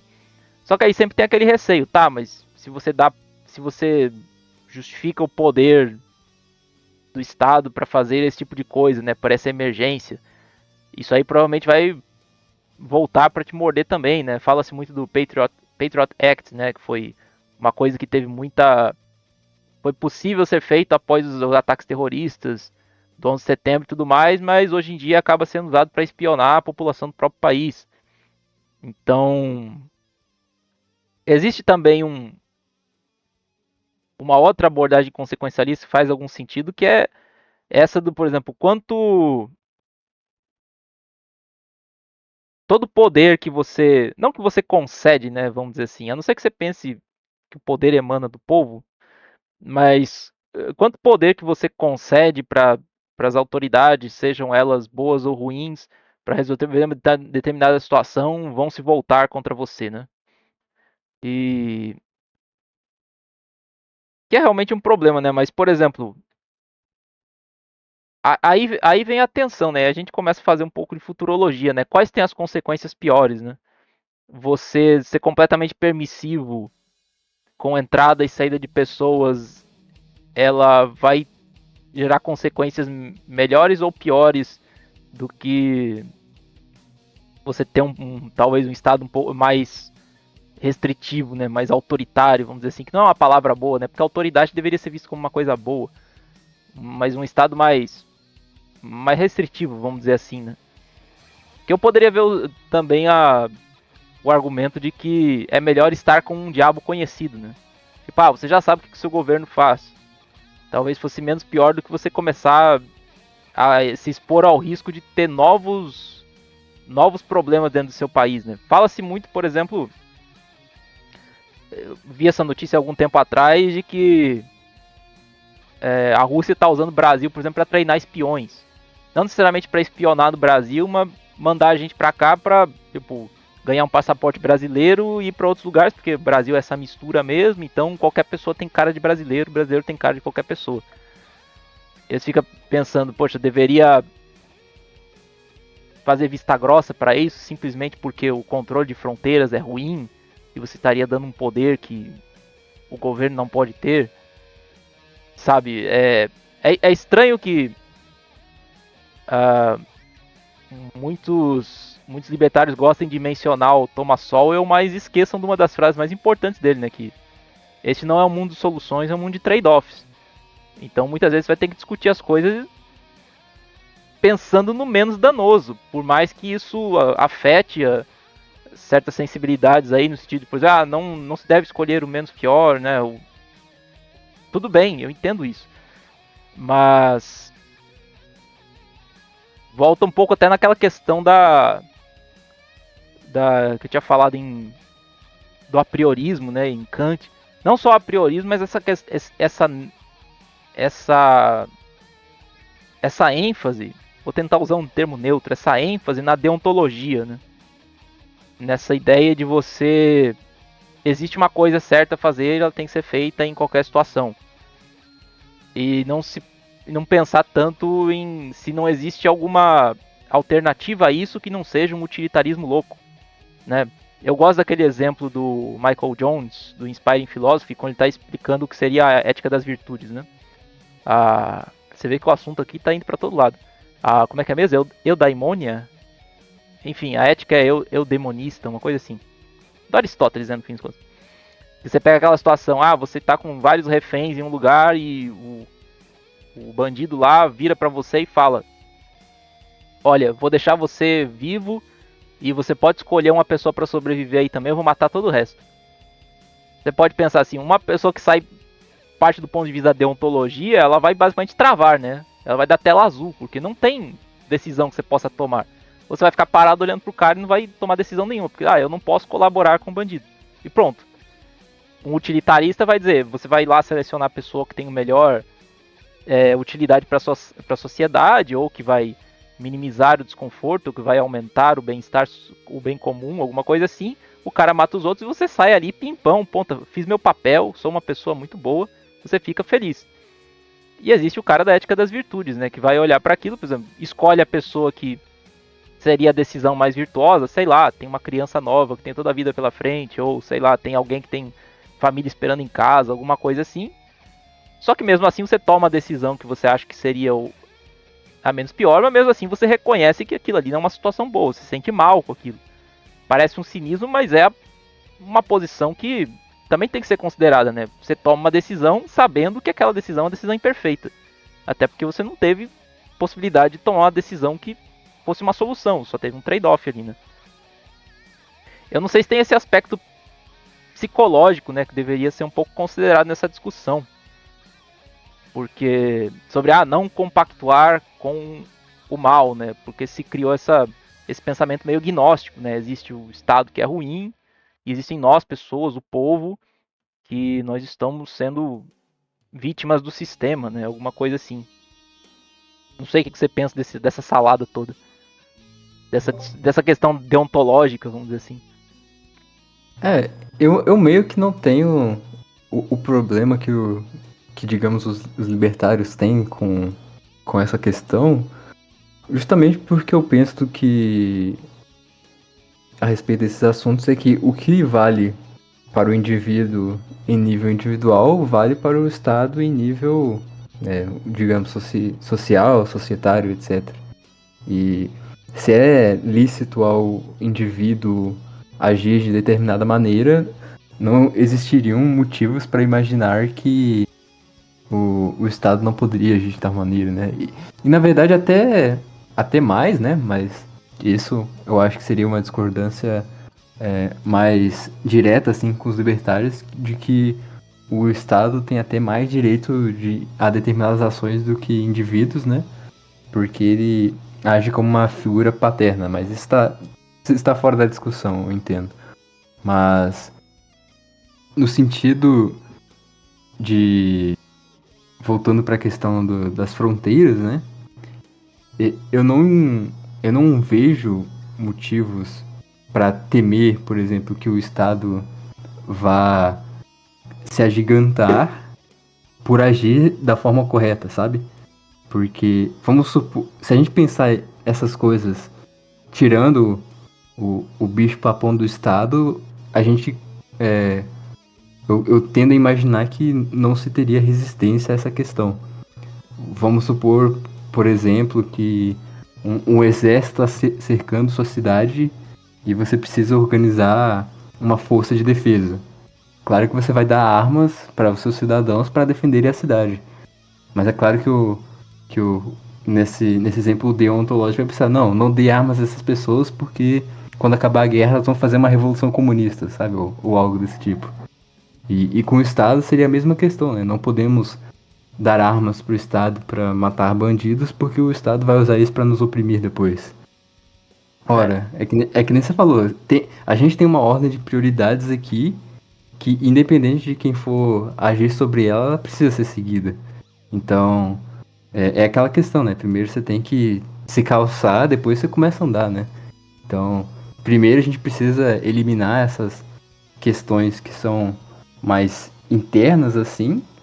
Você tem um risco à sua vida, você tem um risco aí na questão da imigração, você tem um risco à sua nação, você tem um risco à sua coesão social, ao seu círculo de boa vivência, a sua história, o seu legado, sua civilização, né, num nível maior, nos seus círculos de interação mútua. Você tem essa ameaça, o natural é pensar que a ameaça a isso é superior à ameaça do Estado, né? Porque o Estado, quando ele está agindo de acordo com a vontade do indivíduo, ele não está em conflito, né? Mas a partir do momento que ele começa a agir, que ele se torna esse conflito. E isso até imagino que até os próprios libertários já pensaram em alguns aspectos, né? Por exemplo, é difícil pensar que algum libertário vai ser contra o uso do exército em caso de invasão estrangeira, né? A não ser que você seja aquele libertário principiológico que acredite que todo Estado é igual, né? O que A gente tá vai vendo o ser. caso da invasão da Ucrânia como não dá pra duvidar de nada, né? Ele É, falando, mas o Zelensky está fazendo como é que é, alistamento obrigatório, ele é tão ruim contra o Putin. é, é uma boa forma de você começar a falar chinês a partir de 200 anos, né? É, E, e eu acho que é essa a questão. Você tem uma ordem de prioridades aí que te impede de ir para um certo idealismo bobo, certo? sim. E é até irônico, né, que tipo, a gente zomba tanto, sei lá, do pessoal de esquerda com esse negócio de público, né? A partir do momento que é público é bom. Você pensar, mas o cara lá na União Soviética, ele também estava agindo em interesse próprio. Mas ele não estava agindo em interesse privado, ele não era um capitalista, estava agindo de interesse público do Estado, então tá tudo bem. Alguma coisa assim. E aí, ao mesmo tempo, a gente vem e traz como é que a gente fala? Framework, né? Esse mesmo nominalismo, né? Na época que eu acho que o Cogos tinha uma live sobre isso, na época que ele ainda estava batendo um pouco bem da cabeça sobre esse nominalismo criminal. Se foi o ente público que fez, tá errado. Se foi o ente privado que fez, tá certo, entendeu? Por exemplo, se o policial for lá impedir um roubo, cara, mas ele é policial, ele é um cachorrinho do sistema, não sei o que. Tá, mas a ação dele ali foi correta, entendeu? Não existe essa dicotomia de você, a partir do momento que você entra na repartição pública, você vira bom ou ruim, dependendo da sua posição política, né? Sim. E também, a partir do momento que você tá fazendo as coisas privadamente, tipo, tem situações que você tem que estar fazendo uma coisa reprovável. O pessoal fala, não, mas dentro da esfera privada o mercado decide. E as pessoas invertem a coisa, né? Pensa, por exemplo, que o mercado decidir é uma coisa independente, daí as pessoas seguem. Não, o mercado decidir é justamente a abstração do resultado, assim, do agregado das decisões de todas as pessoas com base no seu sistema moral. Elas precisam ter um sistema moral antes disso. Para o mercado decidir, Sim. as pessoas precisam ter ativamente uma posição, né? E se criou essa essa visão distorcida de que, falando para libertários de maneira geral, que o libertarianismo de verdade é quando você é completamente apático em relação às coisas. Eu lembro uma vez que muitos anos atrás, um pessoal celebrando, um cara indo, aquela menina lá do Liberty Hangout, né? Aquela loirinha lá, esqueci o nome dela. Enfim, não importa. Mas tá, era meio biscoiteira, eu entendo. O pessoal não gostava dela, mas enfim. Ia lá perguntar pro pessoal, o que você acha de estarem distribuindo absorvente para homens, né? Aí teve um cara que falou, eu não me importo com isso. Aí os caras, esse é um verdadeiro libertário. Velho, tipo, é um negócio assim, se criou essa ideia de que libertarianismo é apatia total a respeito de qualquer coisa que não seja violação de propriedade. E sendo que eles não entendem como o mercado decide. O mercado decide com base em valores morais. Senão não tem decisão. É aquela parada caricata daquela crítica que se fazem aos libertários que, infelizmente, eles internalizam aquilo e tornam realidade, né? Tipo, você conhece bem aquele meme da, da corporação gigante destruindo o mundo e aí o libertário, pelo menos não foi o Estado. É, existe E, muito isso. e é uma coisa boba, sabe? É um idealismo bobo que nas situações em que realmente você precisa tomar uma decisão, ela vai te deixar numa situação ruim. E, e isso é algo, inclusive eu sinto que isso é, isso é sintoma da falta que o Olavo faz, na verdade. O Olavo faz muita falta. Ele e o Monir Nasser, né? Sim. Porque você não deixa o seu inimigo agir só porque você tem alguma discordância em nível de princípio com quem ele tá lutando, sabe? Então, você. Isso vai acabar entrando na questão de participação política, né? Que a gente já tá jogando o tema para pro outro lado da janela, né? Mas Sim. vamos votar em certo partido porque ele tá combatendo X partido. Em certa forma, você consegue entender a apatia que existe em relação, pelo menos à política no Brasil, porque realmente não tende a solucionar nada, né? Porque as lideranças políticas que tem aqui são incompetentes. Então você entende a apatia nesses casos. Mas em casos mais diretos, por exemplo, com a polícia, você vai ver libertários sendo contra a política porque são do Estado, né? Mas sem a política você seria um vassalo do PCC, ou do Comando Vermelho, que é um destino muito mais sombrio, imagino. Pois é. Você tem que. A partir no Brasil é fácil de entender, né? Que você falou. Tipo, mesmo nem só incompetência, às vezes você vê o pessoal não se importa, né? Você vê lá, eu votei na direita aqui pra resolver alguma coisa, e aí você vê o Eduardo Bolsonaro tirando foto na Disney, lá em exílio. Você fica, cara, Sim. dane-se, né?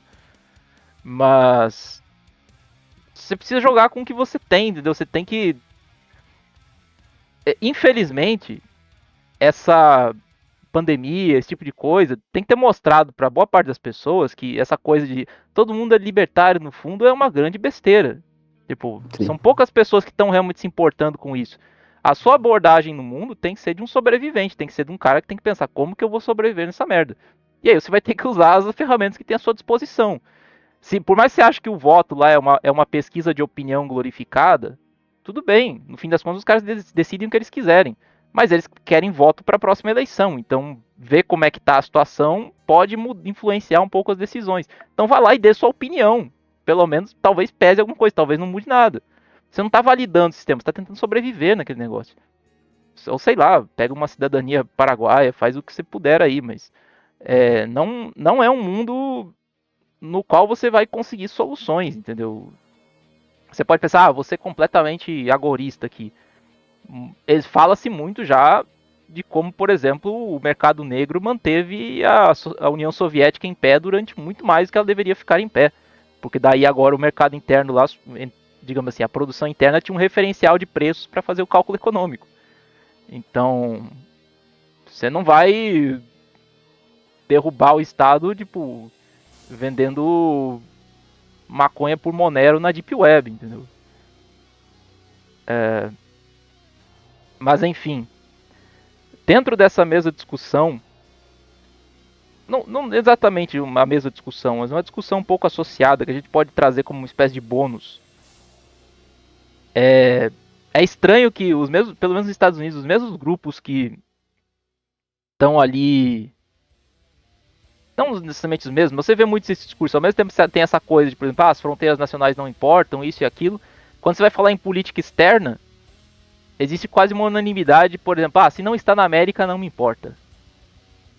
Você fica, pô, pensei que a fronteira não existia. Por que você não está preocupado com o cara lá na Ucrânia, lá em Israel, uma coisa que as fronteiras não existem, né? Somos todos uma mesma comunidade global. Por que o cara mora, sei lá, em Wyoming? Por que agora você está preocupado com o cara que mora em Massachusetts e não está preocupado com o cara lá do outro lado do mundo? Que é um pouco a pergunta de, por exemplo, que parte do mundo que nos importa, né? Que você pode pensar, por exemplo, por que você se importa com a imigração? Você se importa só com a sua casa, né? Se outras pessoas quiserem que outras pessoas venham, isso não é da sua conta. E a pessoa, o quanto do mundo é da nossa conta, né? Qual o critério para se avaliar isso? Porque tipo, você não vive de uma maneira isolada, né? Certas coisas à sua volta vão impactar você e tipo, até que ponto até que ponto, sim, a sua participação é legítima e até que ponto é você querer cagar a regra na vida de outra pessoa. É sempre uma tensão. Eu não nego que essa é uma tensão muito grande.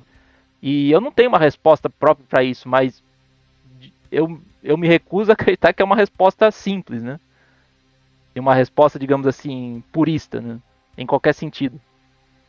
Eu não vou me preocupar com a marca de papel higiênico que a pessoa usa, mas ao mesmo tempo, se ela tá dando festas com Se o meu vizinho tá dando festas com 50 pessoas drogadas e armadas do meu lado, eu não vou me preocupar só depois que o tiro entrar na minha cabeça, né? Eu acho que esse ponto realmente, como você falou, tem muitas nuances, né? E para discutir essa questão, eu acho que precisam de alguns critérios. E eu acho que a gente poderia pensar em, por exemplo, o quanto isso me afeta, se afeta pessoas que eu importo e se eu tenho capacidade de fazer algo, né? É até uma questão quase estoica, né? Que, por exemplo, você pode estar presenciando um furto na rua, mas, por exemplo, talvez se for uma pessoa assaltando outra pessoa, talvez se você tem algum treinamento marcial ou se você tá armado, você pode ajudar. Mas, se, por exemplo, vir uma gangue armada de 10 pessoas e for assaltar um supermercado, dificilmente você vai poder ajudar sem formar, nem que seja uma milícia impromptu ali. Mas se você não tiver essa condição, meio que você é impossibilitado de ajudar aí. Você Sim. tentar seria, no mínimo, suicídio e no máximo você está atrapalhando, né? E também tem as questões de se isso importa pra você e se isso afeta pessoas que são importantes pra você, né? Porque uma coisa é você tentar estender ajuda pra uma pessoa estranha, e que isso, é claro, é um gesto nobre, não é algo a ser criticado, mas também não é aquela obrigação de caráter imperativo, né? Não no sentido que você não tem que ajudar essa pessoa, mas mais no sentido de que você ajudaria muito mais as pessoas que são perto de você, justamente por aquela questão de ordo amores e pela conexão que você tem em diversos aspectos com aquelas pessoas, né? E também tem a questão de se isso importa pra você, porque não que a gente seja, não que sejamos, né, as pessoas mais egoístas do mundo, mas que a gente não quer agir contra o nosso próprio interesse, né? A gente não quer causar danos a nós mesmos ou causar danos a nós mesmos no futuro. Então, eu acho que esses são princípios para guiar essas ações, e isso, é claro, se aplica no nível individual, se aplica no nível coletivo. E não sei, acho que seria um bom ponto de partida para essas discussões. Não sei se tem outras questões relevantes para se adicionar nisso.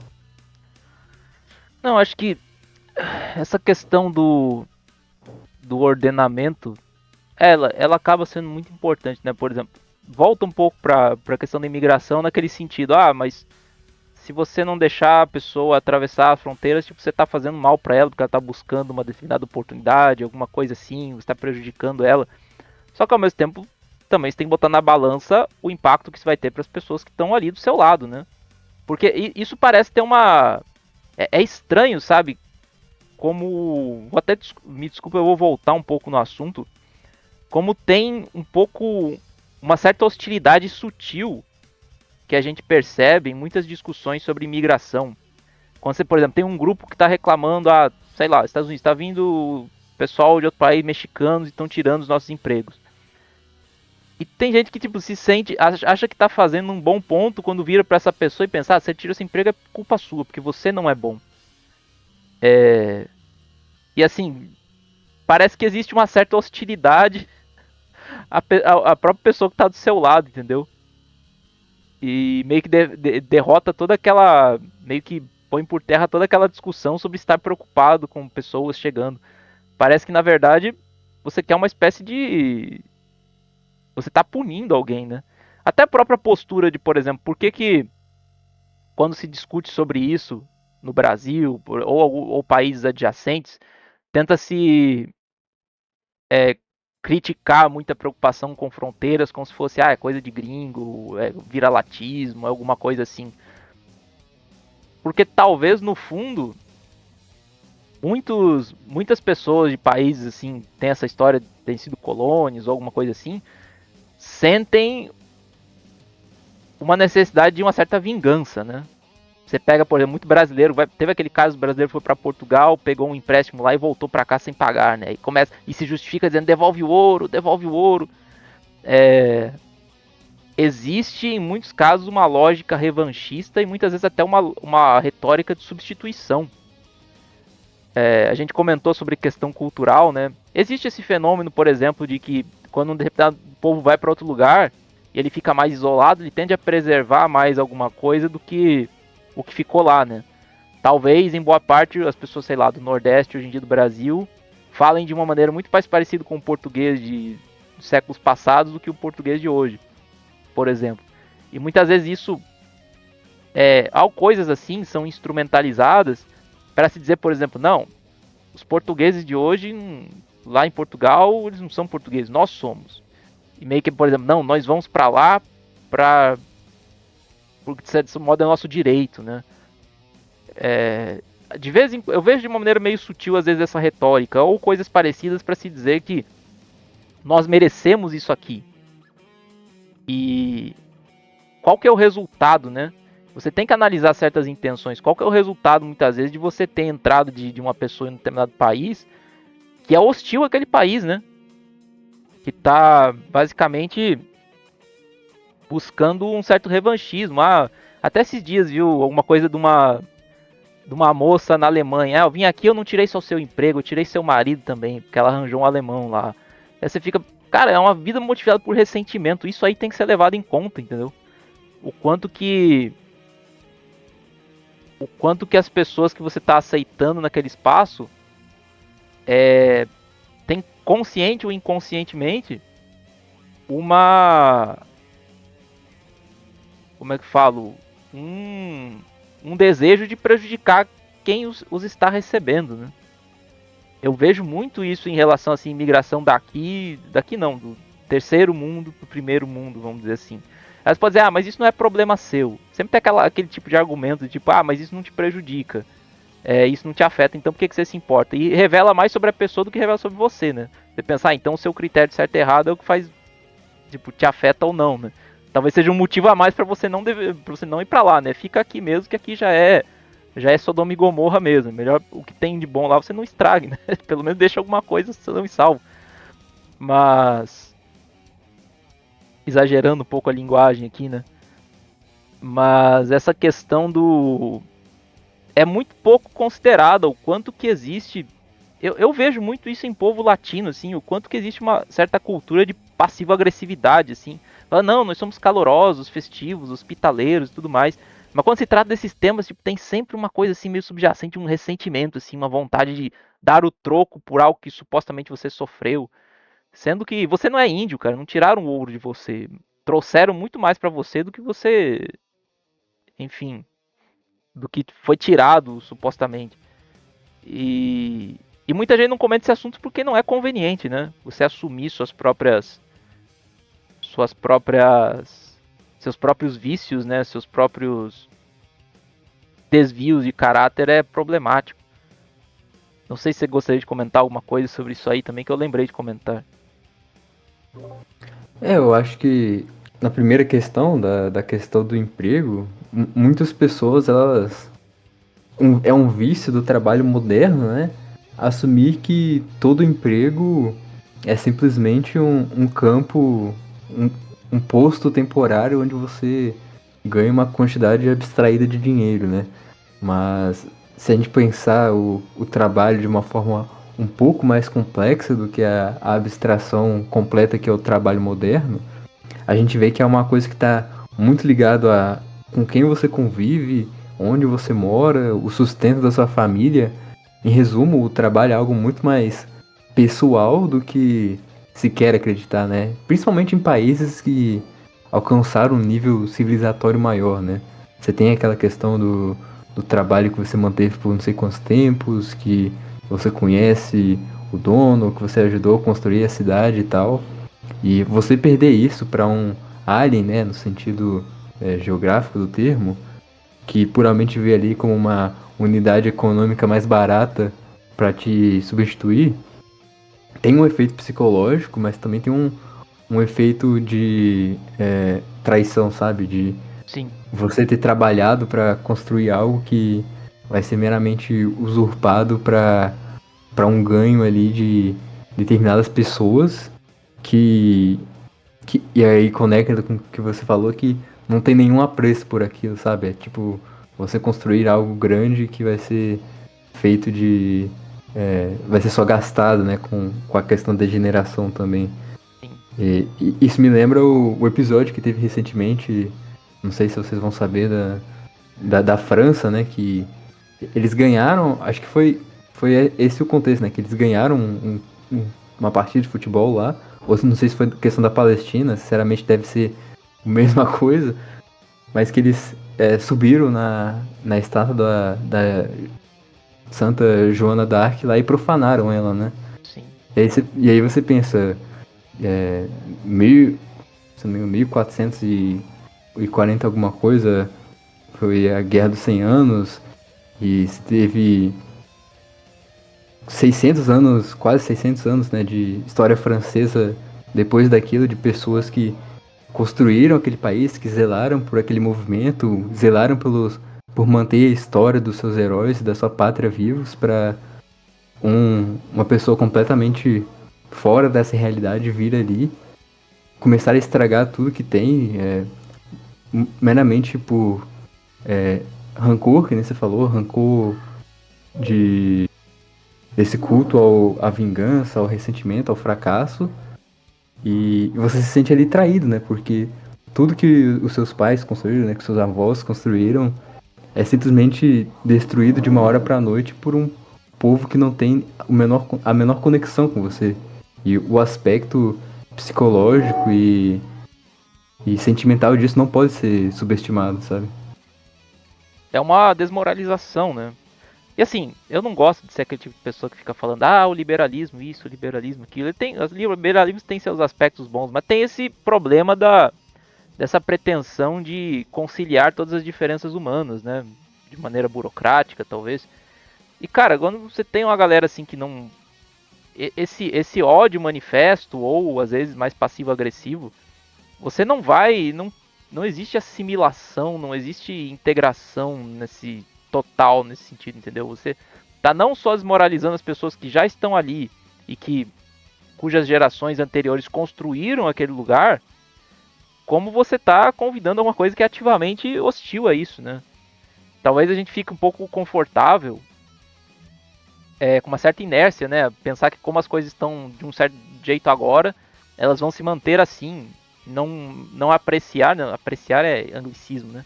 Não considerar o quanto esforço é necessário não só para ter chegado naquele ponto, mas para manter aquilo.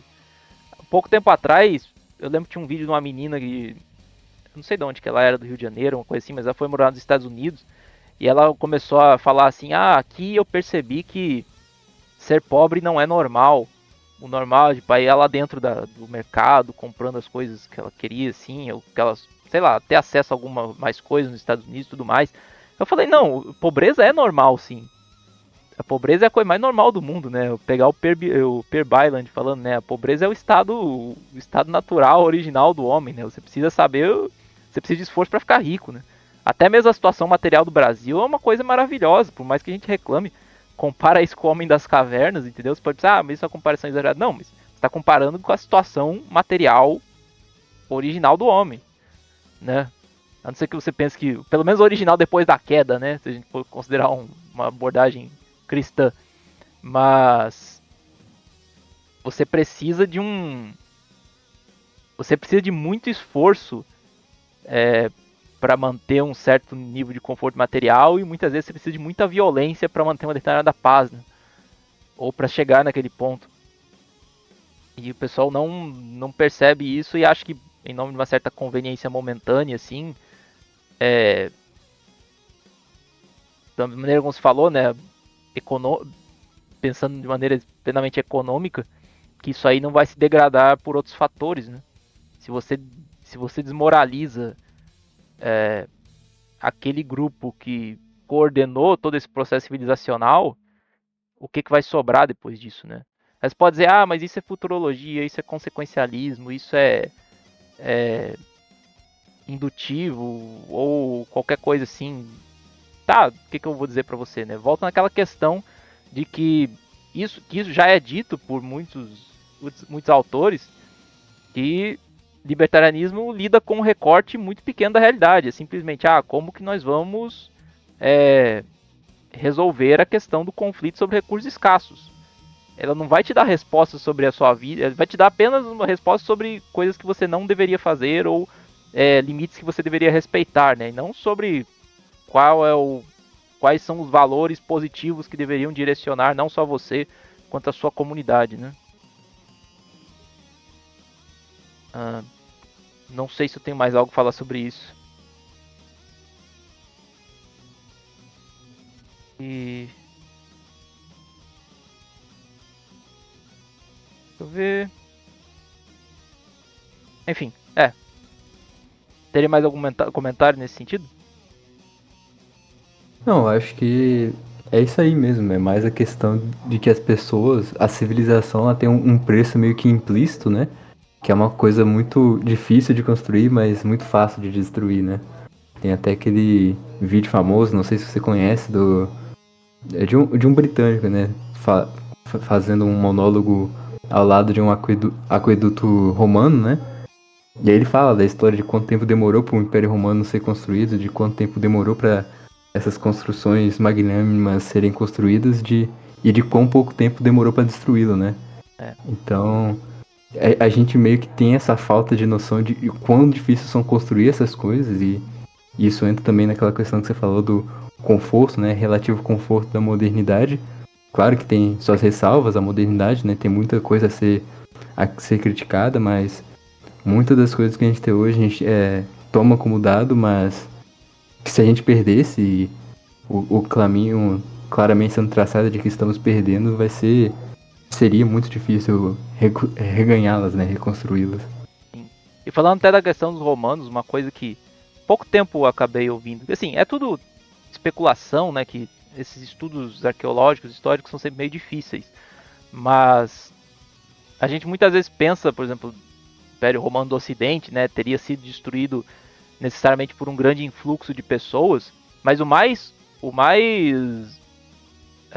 que torna essa, como é que eu falo, o mais aterrorizante em certos aspectos é que talvez a entrada de novos povos nem tenha sido tão grande, né? Tá, teve um fluxo migratório, mas o que pode ter acontecido muito quando se fala, por exemplo, da germanização, principalmente do exército romano, é que aquela sociedade estava tão desmoralizada internamente, né? Estava tão cínica quanto a si mesmo, que ela começou a buscar inspiração em outros povos, né?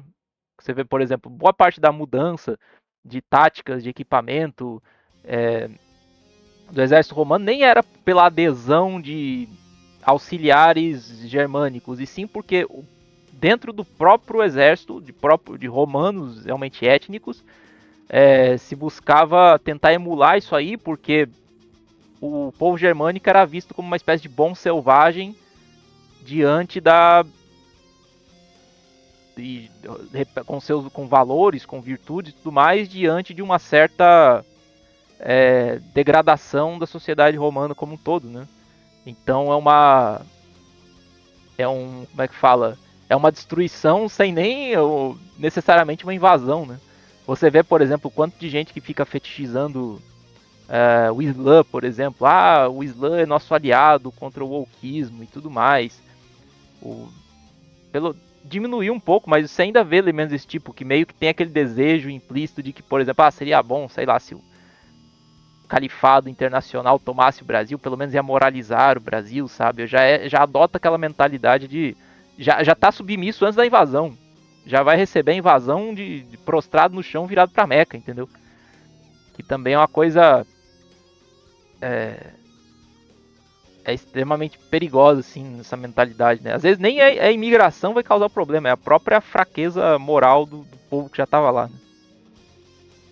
Eu acho que aí você tocou no ponto central que eu acho que é compartilhado por toda essa questão, né? Que é a falta de vitalidade, vigor e moral de um povo de querer exercer sua própria vontade, certo? Sim. E isso entra tanto na questão da fronteira, de que a gente, né, falando de uma forma coletiva, o Ocidente, se é que se pode abstrair num nível como esse, se tornou acostumada a ser um povo que não exerce sua vontade justamente por essa questão que você falou da vergonha do passado, ou de tentar fazer amendos, né, tentar recuperar fazer alguns reparos de injustiças históricas, etc. E se tornou um povo que não sabe impor sua vontade, né? E nem no nível individual, né? Se tornou algo bem nonchalant, deixa as coisas acontecerem, ou melhor, laissez-faire, né? Pra ser um pouco mais engraçado. Pra realmente não tomar as rédeas do destino, da vida ou da nação pelas mãos e que nem você falou, convidar o bárbaro, né? Mas às vezes não, né? Frequentemente o bárbaro tende a não ser o mais nobre, né? Nem sempre você tá convidando um Carlos Magno, mas frequentemente você pode estar abrindo as portas para um Genghis Khan, né? É, exatamente. E parece existir uma certa. Isso se aplica tanto à questão das fronteiras quanto à questão de, vamos dizer assim, política externa, né? A gente acaba sendo um pouco é, análogo, que é talvez uma pretensão de, por exemplo, você pode manter uma situação boa pela inação, né? Existe até uma coisa que eu percebo, quando você vê nos Estados Unidos, né? Tem tanta aquela. Se bateu tanto naquela tecla dos efeitos da política externa, olha o que nós causamos, sei lá, o ISIS surgiu por causa da intervenção americana, não sei o que surgiu por causa da intervenção americana, não sei o que lá surgiu pela intervenção americana, que se criou meio que um destino manifesto às avessas, né? O mundo vai ter paz se os Estados Unidos não fizerem nada. Parece que não existe agência em qualquer outro país do globo, né? É uma coisa meio estranha e talvez uma noção de que pode existir uma espécie, pode existir vácuo de poder, né? A partir do momento que nós sairmos, tirarmos as tropas aqui, vai ficar esse vácuo de poder e daí as coisas vão se organizar, né? Sendo que na verdade isso é simplesmente uma oportunidade para outro poder fazer alguma coisa, né? Por mais que existam erros cometidos, né?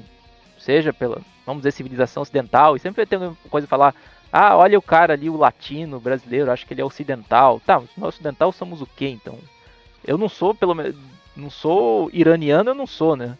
Não sou palestino, então se eu não sou ocidental, eu sou alguma outra coisa que também não faz parte desse sul global idealizado aí. Mas enfim, existe muito essa noção de que se você se retrair, né, que se você, digamos assim, abrir mão dessa vitalidade, que você falou, que foi um termo bom, as coisas podem ser melhores, né? Quando na verdade você está simplesmente abrindo oportunidade para alguém ainda pior que você fazer alguma coisa, um cara que não tem o pudor que você tem de fazer alguma coisa. E você pode aplicar isso a nível global. Os Estados Unidos tem que parar de ser a polícia do mundo.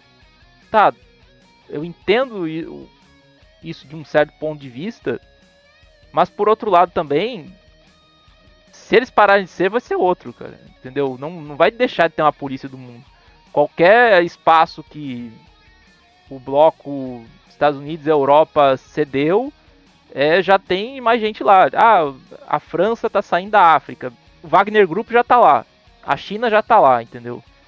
Então, se você acha que eles estão melhores com a Rússia e a China, beleza, mas eu tenho minhas dúvidas.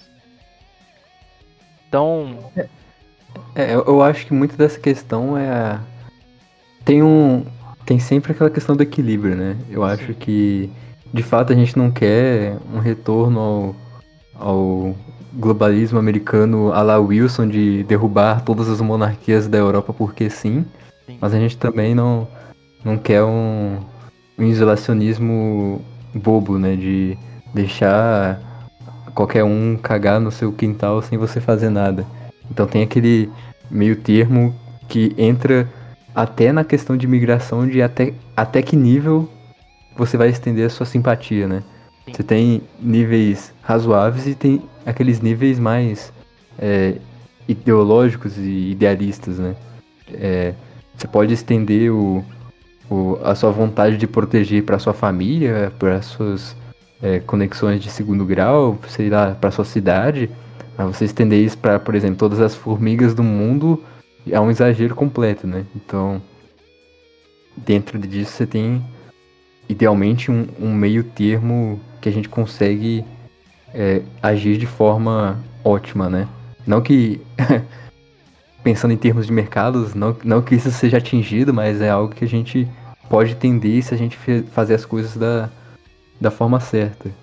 E isso que você falou de quando você deixa de agir, alguém pior vai agir, é uma sabedoria bem antiga, né? Tem até uma frase famosa em relação a isso, acho que é tipo do Chesterton, que é o Gordão Frases, né? Gordão frases. O pessoal adora abusar esse cara. Que tipo, a ausência conveniência dos homens de bem é a felicidade do homem mau, alguma coisa assim, parafraseando fortemente. E em certo sentido isso é verdade, mas isso tem que ser, é claro, aplicado no contexto certo e na amplitude certa, né? Claro que os homens de bem têm que agir para proteger essas coisas, mas primeiro você foca em consertar seu quintal e depois vai tentar apagar o fogo do resto da sua cidade, certo? Sim. É um pouco aquela questão do homem correndo com a faca na sua direção, né? Você tem que saber ter capacidade de ver the writing on the wall, né? Tipo, você conseguir prever um pouco o que vai acontecer e tomar uma medida com relação a isso, né? Tipo, claro que não é perfeito, claro que às vezes vai fazer cagado, claro que às vezes muita gente vai agir de má fé com essa justificativa, mas tem nuance e você não vai, infelizmente, você não vai conseguir resumir isso num hot take do Twitter, né? Tipo, é aquele negócio, a conclusão, muitas vezes a conclusão de tudo isso infelizmente é o depende, né? Infelizmente é o tipo, você tem que ver os detalhes, mas na medida em que a gente for capaz de identificar e evitar certos vícios de pensamento, assim, certos, não vou nem dizer extremos, mas evitar certas, qual que seria um termo bom? Certos mantras, né? Certos mantras que você vai ficar repetindo para se sentir bem consigo mesmo. Pelo menos você consegue, você tem a possibilidade de resolver, lidar com a situação de maneira apropriada. Não vai ser uma solução, não vai resolver, mas tem a possibilidade de lidar com a situação de uma maneira apropriada. Se você se prende aos mantras, você tem a certeza de que vai dar merda. Então, o que eu digo? Isso, como você falou, se aplica tanto ao que você vê, às tendências que você observa. Você tem que julgar as pessoas individualmente. Sim, se é determinada medida, sim. Só que você também tem que ser capaz de se planejar com base nas tendências gerais, porque a única maneira que dá pra você fazer isso. A gente não tem capacidade mental suficiente para lidar com tudo de maneira individual. Você tem que perceber certas tendências, tem que especular sobre as consequências dessas tendências e se precaver, até por uma questão de princípios de você se preocupar com as pessoas, com o bem-estar das pessoas à sua volta, ou se preocupar com os direitos delas, né? Então, sobra isso, entendeu? É claro que parece, eu não quero falar isso de uma maneira, eu tento de toda forma não falar de uma maneira para essa, como é que eu digo, condescendente, né, o paternalista, tem que ser realista e tudo mais. Mas tipo, nós vivemos num mundo que vai ter suas imperfeições e você vai ter que saber navegar essas imperfeições, né? Eu acho que para a tristeza do hot take e dos incentivos da cultura de internet, as situações reais são bem cheias de nuance, o que talvez deixe a discussão um pouco mais chata, mas isso pode ajudar a salvar você de muitos quixotismos, né? Lutas imaginárias e lutas desnecessárias ou até tolas que podem te colocar em uma situação pior do que a que você começou. Exatamente. Bom, quase 2 horas. Até não posso segurar você muito tempo aqui também, que cansa, né? Mas não sei se tem alguma coisa que você gostaria de adicionar essa discussão aí, pra gente finalizar. Não, eu acho que é isso. Eu acho que a discussão sobre fronteiras e tudo mais tem muito, muito esse idealismo de como as coisas deveriam ser, de uma harmonia racial perfeita, ou de um lado, né, tem isso da harmonia racial perfeita, e do outro você tem a unidade econômica liberal, capitalista, completamente abstraível, e no meio termo ali você tem alguma solução mais plausível, né? E mais e, consonante com o espírito e as vontades do ser humano. E no geral, acho que isso se aplica a todas as discussões, né? No fim, a gente vai ter que reconciliar essas diferenças e entender o que realmente queremos como seres humanos e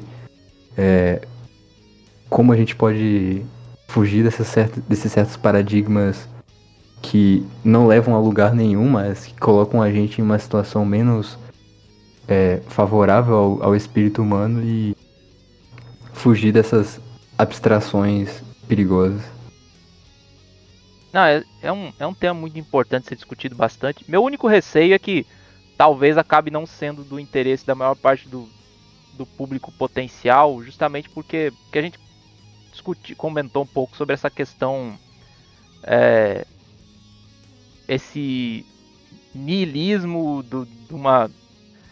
da identidade brasileira, entre aspas, né? Porque eu acho que acaba sendo um tema um pouco mais caro para nós dois, que tem um pouco mais próximo essa questão de fazer parte de uma determinada comunidade, uma imigração tardia para o Brasil, que eu diferencio, muita gente faz esse argumento, mas sei lá, os Estados Unidos é uma nação de imigrantes, o Brasil é uma nação de imigrantes.